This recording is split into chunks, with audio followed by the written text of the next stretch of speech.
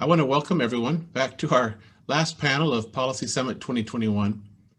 Up till now, we've been focused on issues being deliberated at our Texas Capitol over the last 2 days, but now we're going to zoom out and focus on a very timely national issue coming back to the forefront in Washington, D.C., which has very large implications for Texas.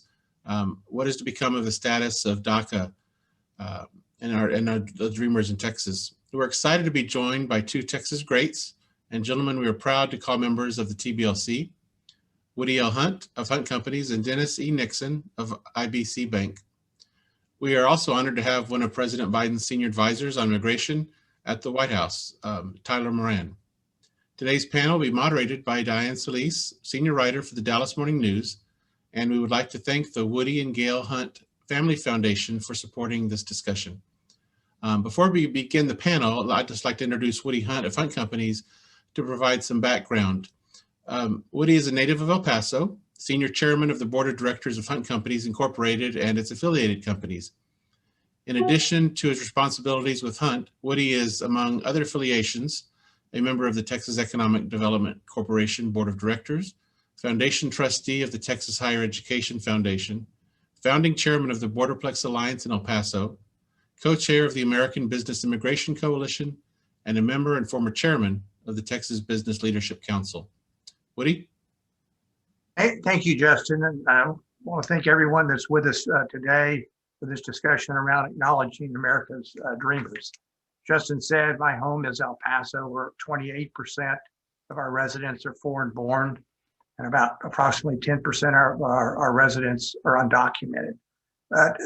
The dreamer issue and the immigration issue is not a border issue. Houston's about 29% foreign born. Dallas Metroplex is around 25% foreign born.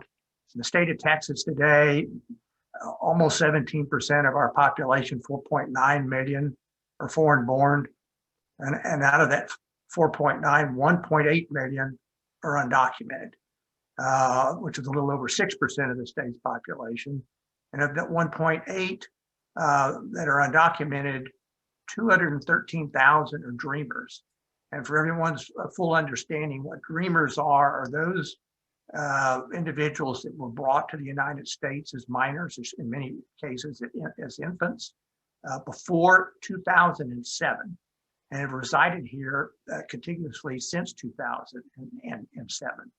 And of the 213,000 dreamers that call Texas home, 110,000 have been recognized under the DACA program.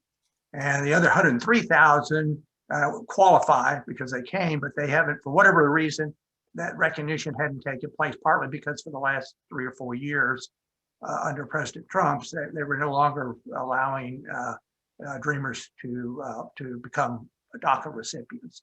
And what DACA has done is allow people to drive, to go to school, post-secondary education. Hey everyone, can you hear me? Yes, Tyler, we can hear you. So their ability to legally contribute is what DACA has given to the 110,000 dreamers that we have in the U.S. Or in Texas. And to give you a perspective there, Texas has the second largest number of undocumented, second largest number of dreamers, second largest number of DACA after California. And on all of those measures, we're more than twice the level of Florida, which have the next largest number. So we have a lot of stake. The business community has a lot of stake in Texas because we know we employ dreamers. We've seen dreamers create businesses. We've seen them hold many essential work jobs, particularly during the pandemic.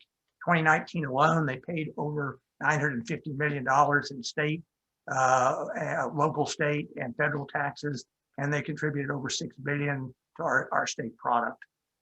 So they're important. Texas is at the bottom line disproportionately. It's like we were disproportionately dependent on trade as we faced a NAFTA repeal. We're also disproportionately dependent on our foreign-born residents and on that portion of those that are undocumented.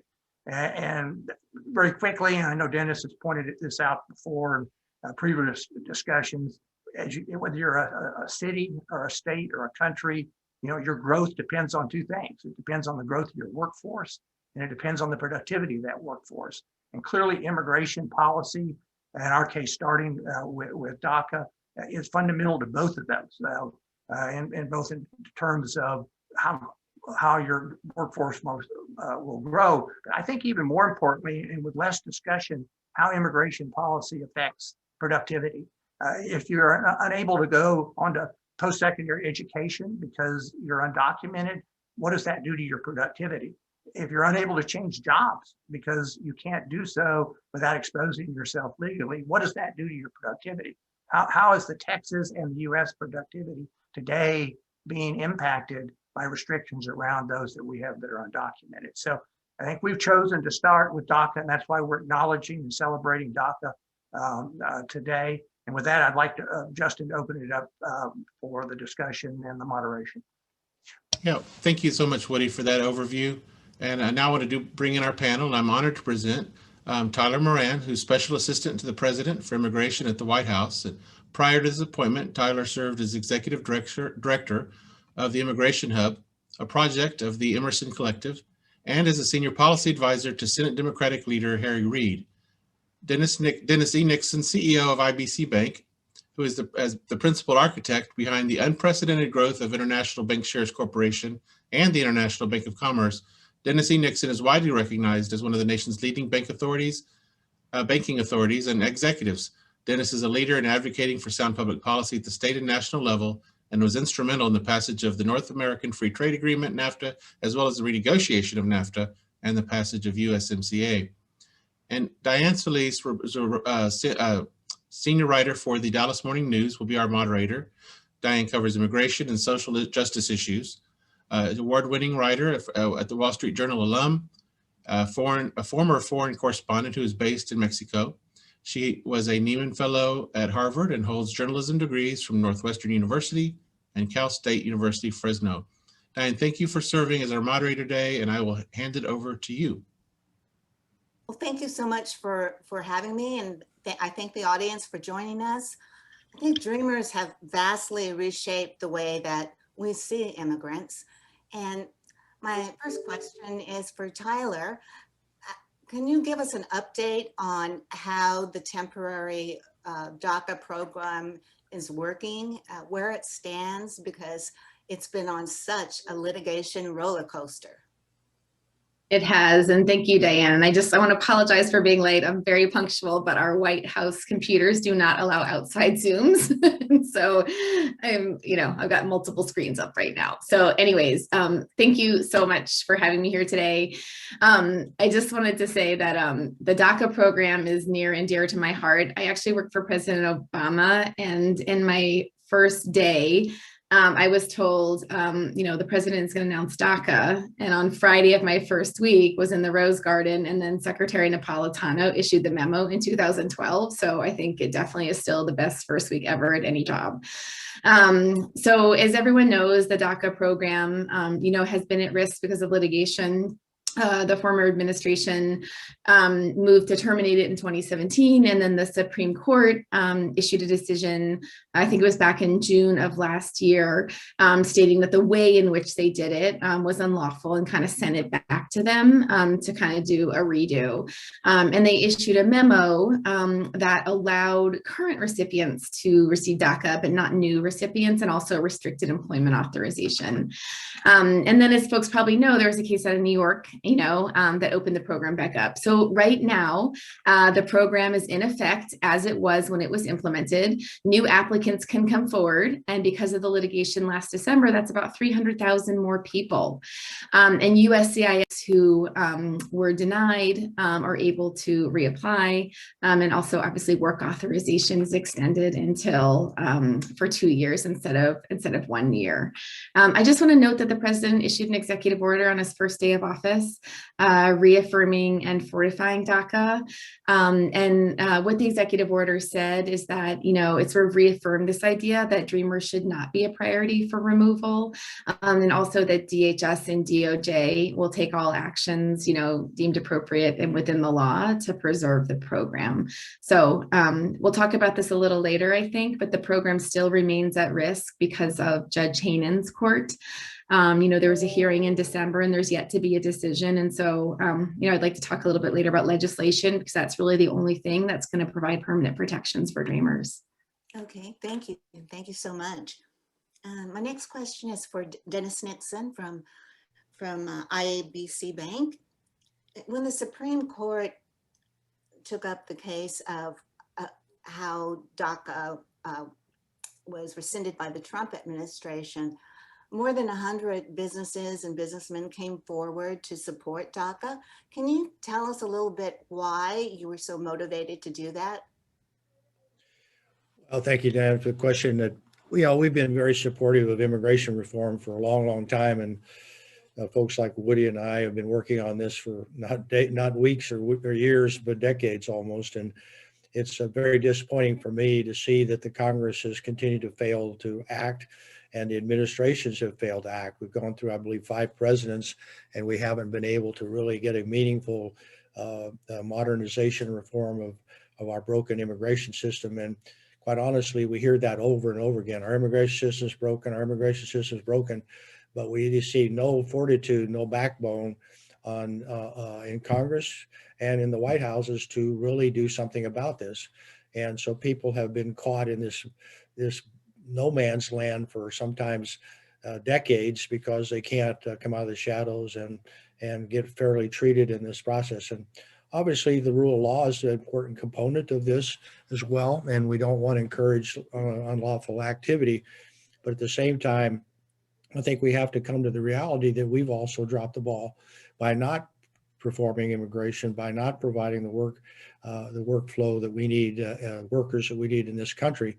And I really got involved in this because of my work in immigration. I started really finding more about demographics and the problems we're having about the fertility rates and the population issues that we have. As someone who employs about 3,000 people, we're constantly struggling to keep our staff levels up and to be able to keep our workforce fully committed and fully employed. And so it's very difficult for me to sit here and say that we don't need immigrants when I know clearly that the horizon says that we are going to be out of workers. So we need an effective program. So we can argue about all of these details, and unfortunately it's become politicized, and you have extremists on both sides who have got lack of reality in terms of what needs to go on for the country. So we would hope that this DACA effort would be maybe a first step in trying to bring reason to the process. And I think universally, people understand that children who were brought here, no fault of their own, raised in this country, and that have no other country to know, they send them back to Mexico or Honduras or Guatemala or wherever else they came from as adults. In many cases, they don't even speak the language.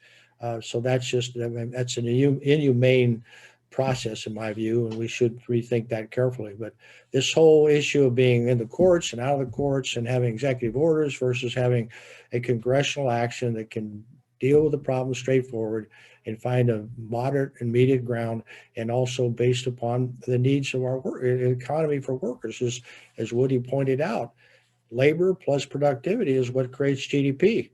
And if we don't have workers, we can automate only to a certain degree, and we run up against a dead wall there. So we have to have workers in order to be successful. So we're very supportive of finding all the remedies. DACA would be a nice first step, but hopefully that doesn't take this issue off the table, and then we end up fighting once again on both sides against anything to do with the 11 or 12 million people that are here illegally working and producing. And one of the interesting statistics I just saw a few days ago was the labor participation rate among Hispanics is near 70%. The labor participation rate amongst all the rest of the population is down in the low 60s, 62, 63%. That's another indicator that Hispanics are here to work. They're not here to to take advantage of social programs and all these other accusations that they receive as on the one political side or one on the other as to why they shouldn't be here. So they are here to work, and we have firsthand knowledge of that. And so we think a massive reform of our immigration system needs to occur. Okay, thank you. My next question again is for Tyler. We know that DACA is a temporary program, and that a permanent solution, a pathway to citizenship, can only come through Congress. So what legislative measures and proposals are you looking at? And my second question is, what are you doing about making sure that we don't revisit the immigration challenges in 10 or 20 years?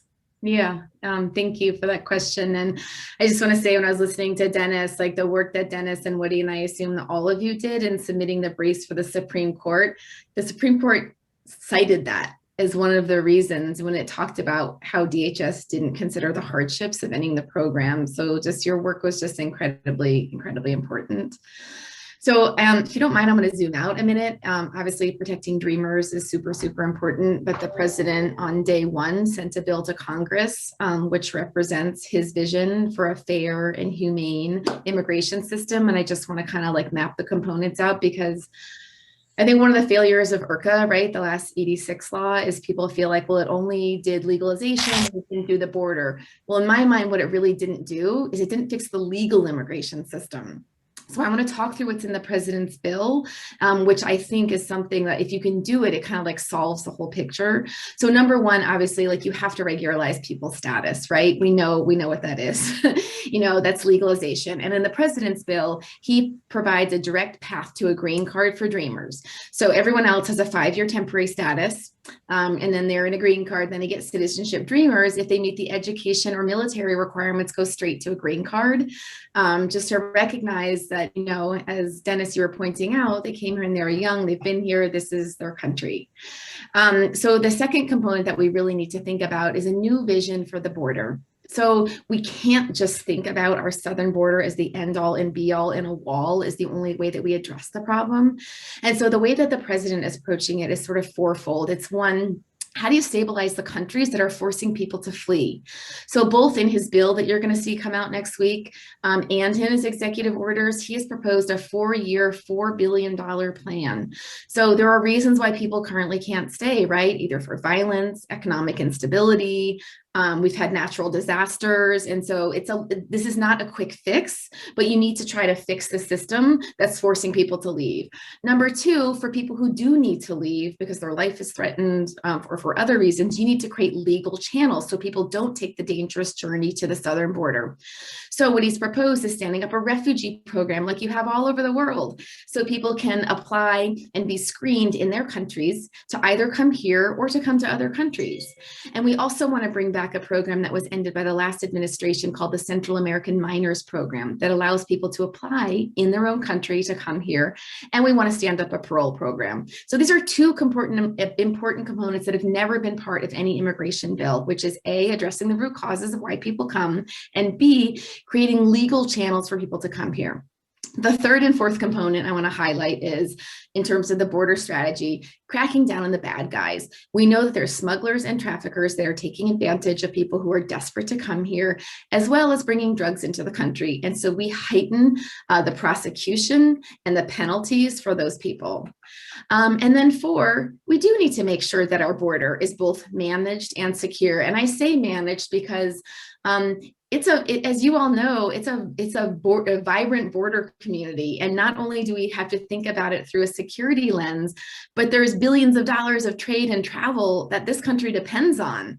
Not to mention the 1 million people who cross every day to shop or just to visit family and go back and forth. But where we are lacking is on technology and our ports of entry, where again, you all probably know better than me the number of people that come through a day.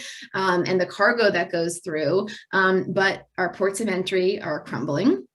We don't have enough lane. I've been down there when I worked for Senator Reid. They're trying to create more lanes. And then 3, the technology. This is where the majority of drugs are coming through. They're not coming through between the ports, they're coming in between the ports. And so the president has asked Congress to appropriate money for these high, technology screening. I don't know the right word, but basically, so you're able to screen cargo. Right now, only 5% of cargo is being screened. And so that's how drugs are getting through. So I just want to say, I really think this is a comprehensive, common sense approach. It's not political. And I just want to say this bill is going to be introduced next week. And you're going to probably hear people say there's no enforcement. This is open borders. It's not. Last year, DHS got $26 billion for immigration enforcement. That's 33% more than all federal criminal law enforcement agencies combined. And over the course of 4 years, DHS, CBP, and ICE got $6 billion more dollars. So that money's going to stay there. But what the president is doing is additive and more comprehensive. And then lastly, the reason why we have undocumented migration is because our legal immigration system is broken. We haven't had a reform since, I think, 1990. Families have to wait up to 20 years. We've got these per country caps, so employers can't get the workers that they need. Our employment-based system doesn't even match up the demands for our economy. It's like using an Apple computer from 1980. It just doesn't work. And so until we fix the legal means for people to come here, we're going to continue to have undocumented migration. And so I know I'm getting wilder. I've been doing this for 25 years and I'm like, we've just got to get it done. So I get that it's been politicized. I get probably that the president's proposal is going to be criticized, but you know what? It's a starting offer. It is what he sees, what needs to be done to fix the system. And I'll tell you, I've been doing this forever. It is really a common sense approach, but we need people to come to the table to get it done. We need to depoliticize it. And that's where we need your help talking to people about why this is a good path forward. So I know I got wound up, but we need to do this in Congress. Okay, Tyler, thank you for that very animated and detailed presentation. My next question is for everyone. Woody Hunt laid out some very compelling data on the ways that Dreamers contribute to the economy, build businesses, fill important essential jobs. What role does the business community have in prioritizing the DREAM Act? And that's a question for everyone. Dennis, why don't you start off? Thank you very much. I would like to just say real quickly to Taylor, you're right on point. I really appreciate your enthusiasm, but also the substance of what you said. I mean, you were absolutely correct. One of the big disconnects that we have at the border is that the federal government and the federal people who come down here virtually never meet with the private sector. That's not a Republican or a Democrat issue. That's both their issues.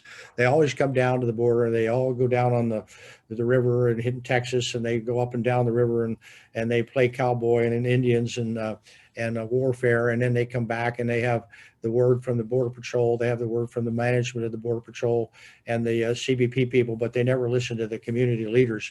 I spent a lot of time on this subject, and I wrote a paper on this, which has been endorsed by all the mayors and county judges from El Paso to Brownsville. It's called Common Sense Border Security Solutions.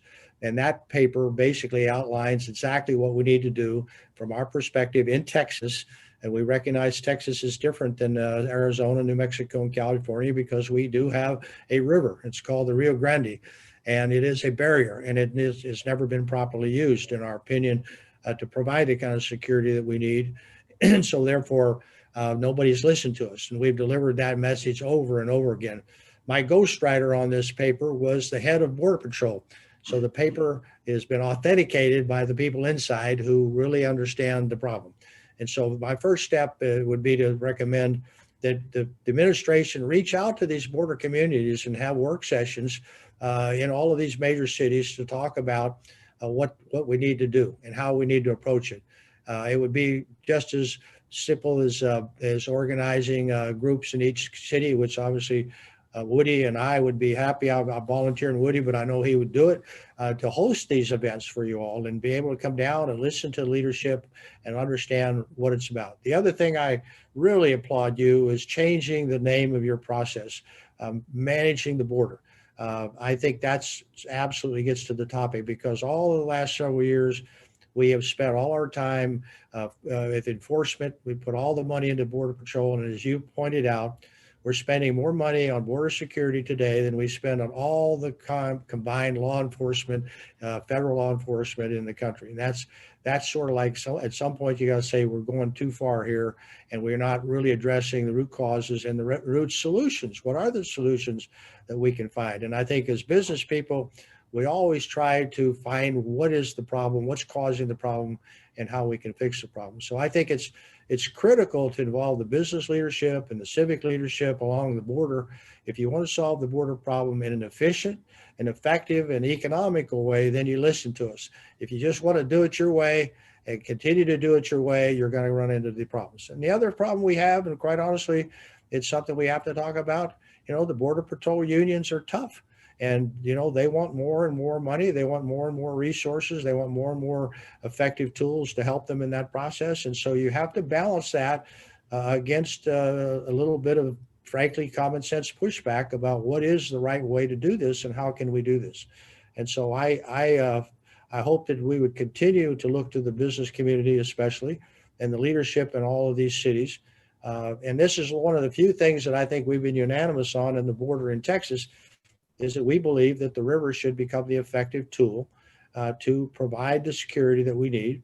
And then you heavily enforce that with electronic support and give the ability of the Border Patrol to respond to these intrusions. And obviously, we think you've got to also separate the bad guys from the good guys, as you said, and focus on really the bad people and find a meaningful way to deal with the people who want to come here and work and contribute to our economy. We absolutely need these people in agriculture, manufacturing, leisure. There's no way in the world that we can provide those resources going forward if we don't have these people.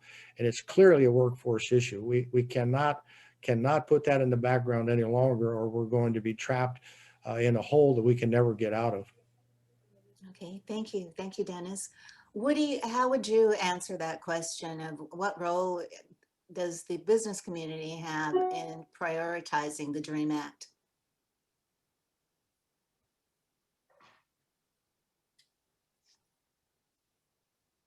I think you're on mute still. It's the business community started dialogues with Senator Cornyn late last August. He indicated a willingness to introduce a clean DACA bill at that time, but he particularly asked for the business community to be supportive to help get him support within the Texas federal delegation. So we started that effort. We've created the Texas Opportunity Coalition, where we're reaching out to businesses and community college presidents and chancellors, university presidents, business associations, chambers of commerce around the state, to essentially build what we think can be a very large support group. We've chosen DACA largely because that's where Senator Cornyn feels, and everybody's had this discussion over a long period of time between comprehensive reform and piecemeal reform. And I think where we are now is if we can use DACA as a model to accomplish a legislative success, knowing that even now after the November and January elections, we're going to need 10 Republican senators to vote yes. And we know DACA has widespread support, whether you're a Democrat, Independent, or Republican. It's well into the 70%, 80% tile for support around DACA. Now, it's always in the details, and that can move that a little bit one way or the other. But so that's our focus, is to support the senator who at that time probably thought he was going to be ahead of the immigration subcommittee in the Senate, of the Judiciary Subcommittee. He's now the ranking member. And obviously Durbin and Graham led with a bill last week. But we're very supportive of Cornyn. We think he's key in helping get those 10 Republican, and that's where the business community's focus is, to send the message to the rest of our delegation and hopefully support him in getting other U.S. senators to support. Okay. And Tyler, what role does the business community have? Oh, I've got a list. So first of all, Woody, I appreciate that you talked about public support because there's also super high public support, and it's been consistent for immigration reform, for a path to earn status. And so, as I said, the president put out a vision for a bill, but he's going to work with Congress to get done what we can get done. But we can't keep kicking the can down the road, and it's just never a good time. So when I think about how you all can be helpful, I'm a Democrat sitting in a Democratic White House. You all have a particular voice. You are representing your industry or your company or wherever you're coming from, which really just puts a very practical common sense lens on this issue that I think just brings, it's like a new voice to the issue. And so Woody, I appreciate that you have been working with Senator Cornyn. There's lots of other Republicans that need to be talked to. And let's be frank, people need cover, right? They need a little cover that this is okay to do. And I just I don't know how much of you do media, but we need your voices. Go on Fox News, talk to the media. We're going to hear lots of things like amnesty and open border, and we just need to take the temperature down a level and talk about why this is just the right thing to do for the country. And you all can talk about it obviously through the economic lens. I think someone said in the beginning, we've got 8 million of the 11 million undocumented people are in the workforce. So super high workforce levels, and we need to bring them out of the shadows. And then I just want to mention, Dennis, to what you said. So my colleague Julie Rodriguez, who runs intergovernmental affairs, already did a meeting with some of the border mayors just to listen to them on the border. And I know that she has lots more planned. And we also have public engagement people on business. I know we want to partner with you. And so please, reach out. We'd really like to do that. So I'll leave it there. Just to respond to that, I think it's really important that you do work through the officials in the areas, but the business community and the officials sometimes don't see eye to eye on all these issues. And so if we leave the business community systematically out of these meetings, I've been on the border for 50 years, and I can count on my hand the number of times that the business community has really been actively engaged in the process. And frankly, we employ all these people. And it's important to hear our side of the story and understand our side of the story. And that doesn't happen very often. We seem to migrate to the local mayor or the local county judge, and whatever they say is what's accepted. And many times that's just half truth or a third of the truth. It's not the real story. And I think it needs to be a concerted effort. If you will reach out to the business community, I think, and really show your bona fides in this area. Me, for one, I'm prepared to speak actively and regularly on that issue. I've written many op-eds on this subject. If you go in and do a search, you'll find countless number of op-eds. Woody has too. We've jointly written op-eds, and we've been very aggressive in that process. I get a lot of positive feedback from people all over the place from these op-eds. They're common sense. They're just logical sequences of how we solve problems. And I think you'll find most business people, when you really sit down with them and have a one-on-one discussion, they may be influenced by some of their political thinking, but when you lay it out in a common sense way, as you said, and you create a pathway, most business people are going to move to you. So, but that effort has not been well done on the Republican side or the Democratic side. And it's disturbing to me that the government in this country thinks they can run the country without the interaction with the business community. It's just not possible. And I think we'd like to make the business case from the business community. I mean, it's not that social justice or human rights are not important, but the 2 points that come to mind is, one, if you look globally and you live in a less developed country, the single most important thing you can do for yourself or your family is to move to a developed country. So notwithstanding the local conditions of violence or whatever, that's how you can improve your lot and your family's lot, is to make that move. The question is, where are you going to move? And when you switch to that side, notwithstanding what we think our problems we have in this country, we have a huge comparative advantage as a country. We have more foreign-born residents than any country in the world. And the reason for that is we have a comparative advantage in attracting people that want to come and participate in and become a resident, ultimately a citizen in the U.S. So to me, we have this huge economic advantage, a comparative advantage, as you'd like to look at it from a business standpoint. Our challenge is, how are we going to manage that? And how do you depoliticalize? And I think that's a good way to, how do we transition to where we look at this economically and we're going to manage it to our benefit? And it doesn't mean we don't consider human rights and social justice, but I think we can get everybody to the table by pointing out what a huge economic advantage it is if we actually take advantage of what is already in place. People want to come. How do we essentially use that to our benefit? And that gets back to the comments on the legal system and comprehensive reform. And somehow that argument, and I think the business community has to continue to make that point, that this is to our huge economic advantage if we manage this correctly, which we certainly haven't been doing. I think the biggest social justice tool is a good job. Yeah. And if you have a good job and you have an opportunity to move up the ladder, I mean, our company started 53 or 54 years ago, and we have a handful of people. Now we have 3,000 people. Literally thousands of opportunities have been created, and people have had the ability to move up the ladder. In our community, we're 95% Hispanic. Our leadership is Hispanic. Our executive management is Hispanic. The whole process is developed because those were the tools and the people in place at the time to do the job. And the social justice result is that people have gone from very, very modest living to a very, very high level of living and success because they have an opportunity to succeed. So the best social justice is low unemployment, job and wage growth.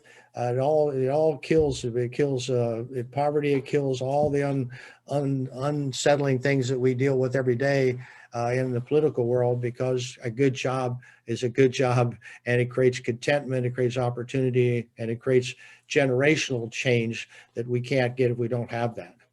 Okay. All right. Thank you all. I have a final question for each of you, and then we'll move to questions from the audience. How do each of you, from your different points of view, define success in terms of the dreamers? I can start. I mean, number one, the president is going to do what he can to protect DACA, because until we have a legislative solution, at least that's something that gives people peace of mind and allows them to work and contribute to the economy. But I really, really, really want Congress to pass an immigration bill that not only protects dreamers, but also their parents, and addresses all the other components that I discussed earlier.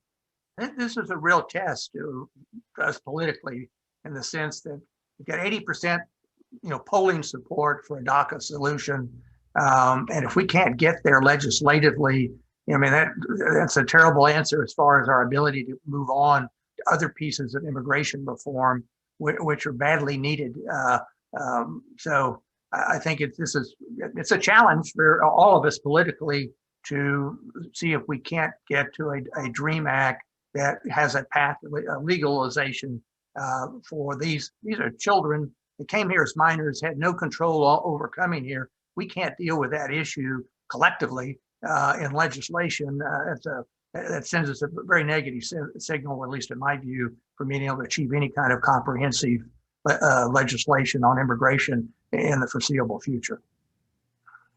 And I think what President Biden has done and his team has done is put this on the floor day one. I think that's really important. If he would have delayed it for a year or 18 months, I think it would be another lost cause. So I compliment the team bringing it up right away.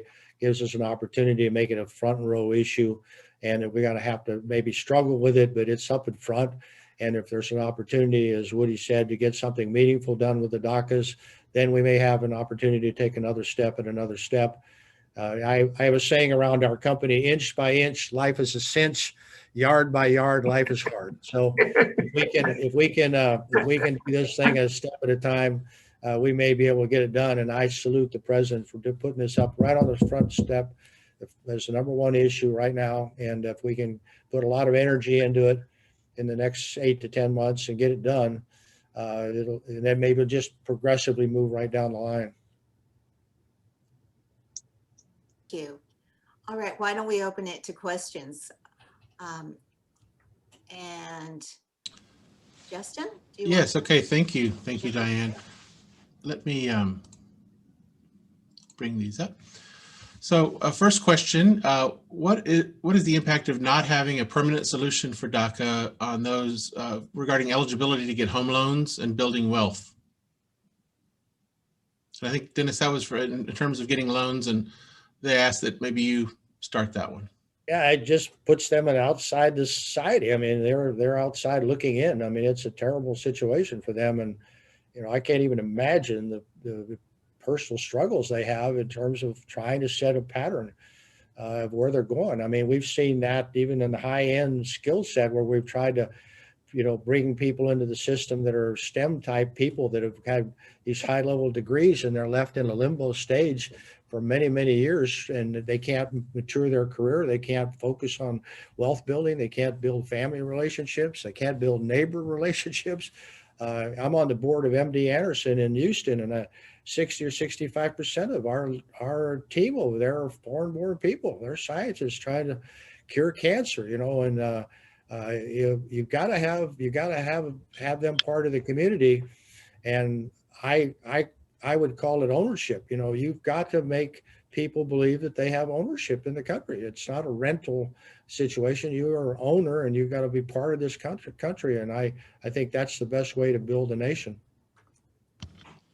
Thank you. This may be, well, I'll let whoever wants to take this one. What type of organizing at the grassroots level would you like to see more of? I mentioned, briefly that we have formed the Texas Opportunity Coalition. We're well over 50 members, and it's been growing pretty quickly. Once again, it's really focused on supporting Senator Cornyn's efforts, as I mentioned earlier. So I think the more we can scale that, anybody on this call that would like to be, they can reach out to Justin, and he can send you the necessary information. So we're really focused on business organizations first, and the universities and community colleges, as I mentioned earlier.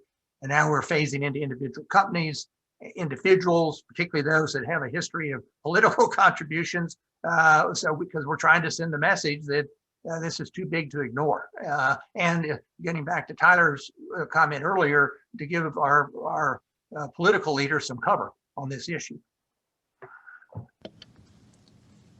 Thank you. A question here for Tyler. We know that Durbin and Graham have introduced DREAM in the Senate. What are you hearing about legislation coming from the House? I understand that the Dream and Promise Act is going to be reintroduced. I think folks know that passed out of the House last session, and I believe there were 7 Republicans that voted for it.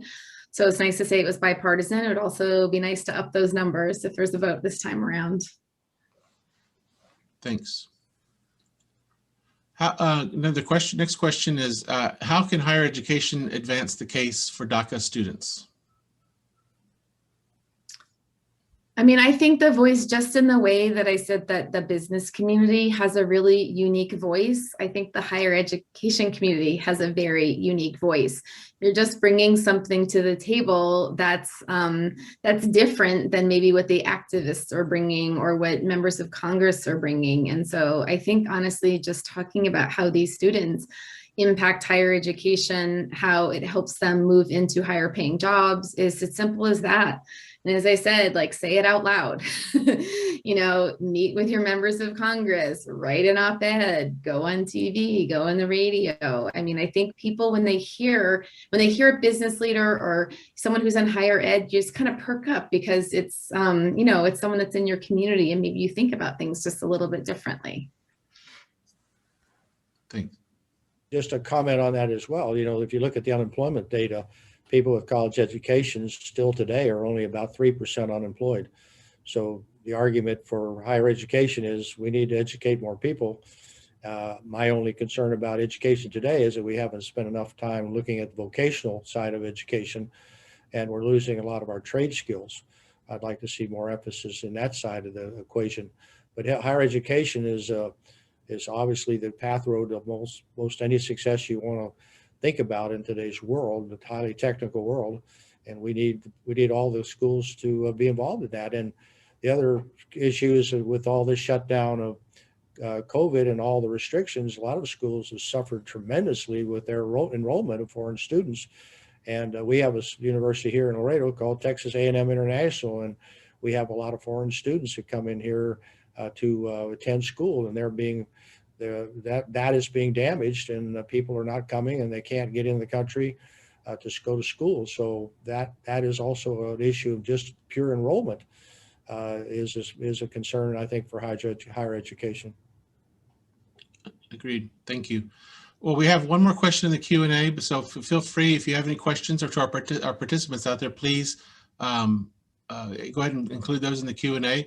The last question we have currently is, what lingering effects do you foresee from the last administration's view on immigration going forward? Well, I guess I'll just say that President Biden rolled out 9 different executive actions in the first 2 weeks of his administration. And part of what he has asked the federal agencies to do is take a hard look at all of the existing regulations and policies, and to make sure that they are working for our country, that they're aligned with our values.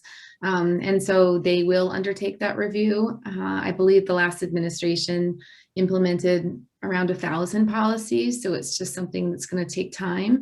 There may be some that it makes sense to keep in place. There may be some that it makes sense to amend them, and there may be some where it makes sense to rescind them and put something else in place.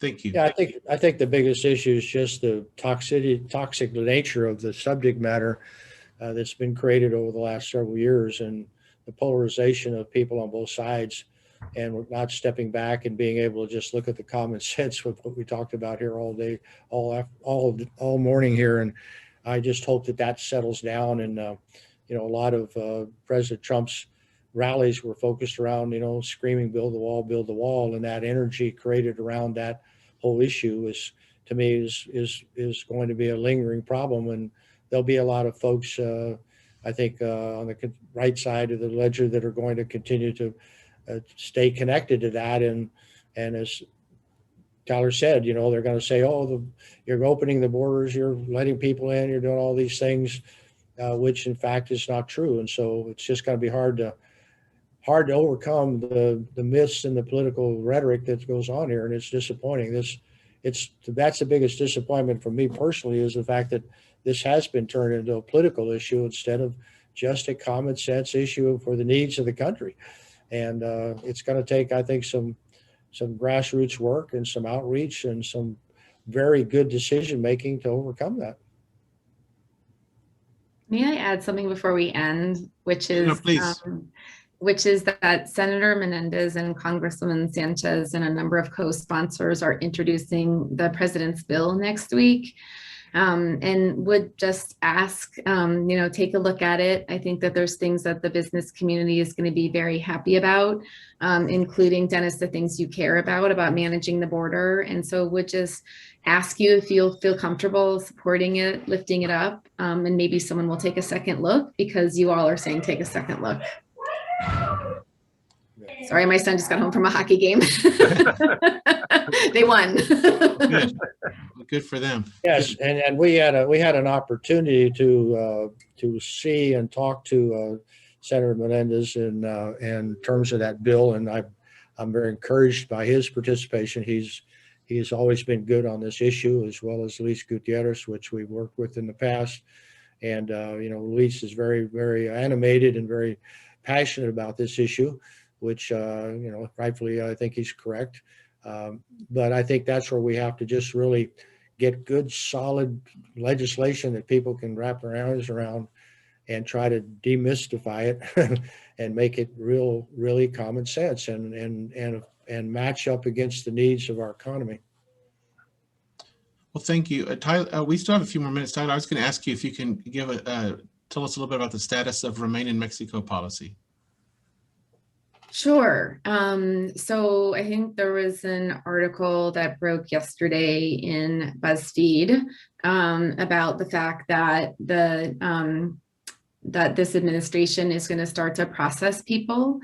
The president committed to overturning MPP, but also Susan Rice, Ambassador Rice, and Jake Sullivan at NSC did an interview in December. And what they really wanted to get across is that it's going to take time We have a really, we have an agency that needs to be rebuilt, and we have a pandemic. And so we're going to need to make sure we have the capacity to safely bring people in. And so we'll be starting with people who are the most vulnerable and who've been waiting the longest.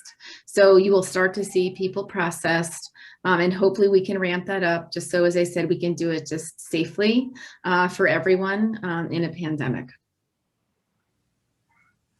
Thank you. Well, certainly we have a couple minutes if there's any closing comments, but that will have to be our last question. But if anyone has any final closing comments they'd like to include, you're certainly welcome.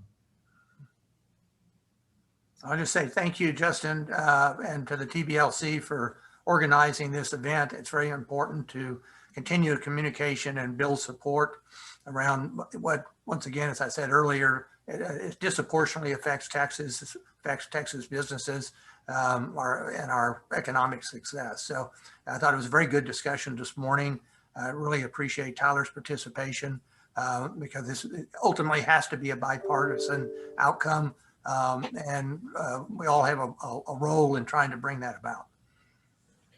Yeah, I'd just like to thank Tyler for your input. It's very, very refreshing, and we hope you'll call on us to help be a part of that success. And I know all of us here are willing to work to find the best solution. So please reach out to us.